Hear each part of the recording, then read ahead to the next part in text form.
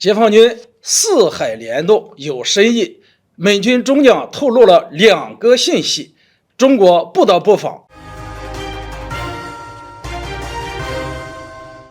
大家好，我是肖云华，欢迎收看云华观点。今天我们聊聊解放军丰台行动长期化，各大战区开始联动，同时演习大有深意。美军中将透露了2个信息，中国不得不防。近日中国人民解放军东部战区表示，将会继续在台岛周边海空域组织实战化联合演训。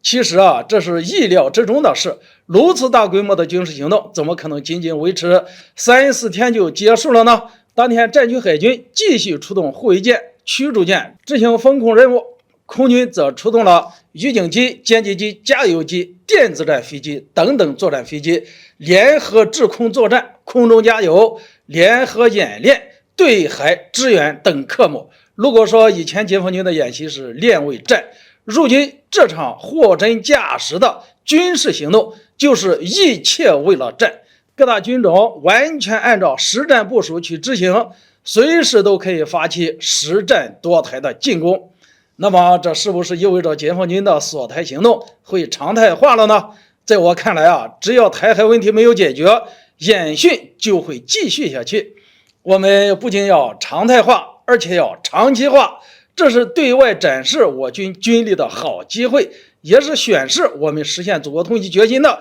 最好的方式。我们关注到这次丰台行动主体是解放军东部战区，那这是不是意味着其他战区没有行动呢？当然不是了。其实解放军正在南海、台海、东海、黄海4个海域进行联动，这样的兵力部署大有深意。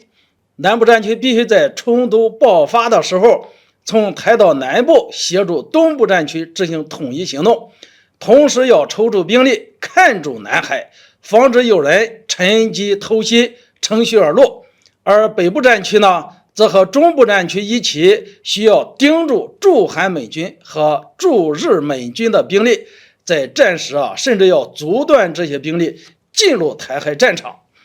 近日，驻韩美军副司令、美国空军第7航空队中将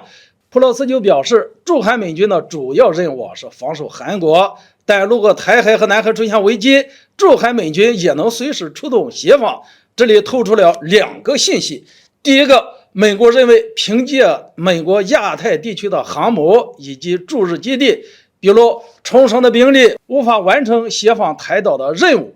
所以美国想要动用驻韩美军的兵力。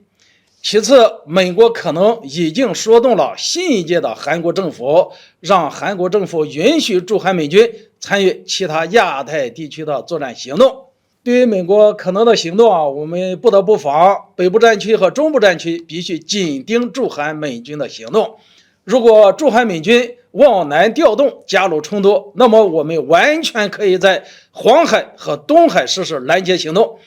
绝不能就这么把他们放过去。话又说回来，真是30年河东，30年河西。如今美国要干涉台海，居然要动驻韩美军的脑子了，还不是因为美国的航母不敢再靠近中国海域了吗？所以发展是硬道理，我们终究有一天要让美国知道，无论你从哪里调兵，都阻挡不了中国实现统一的目的。今天这个话题就聊到这里，欢迎大家留言交流，下次见。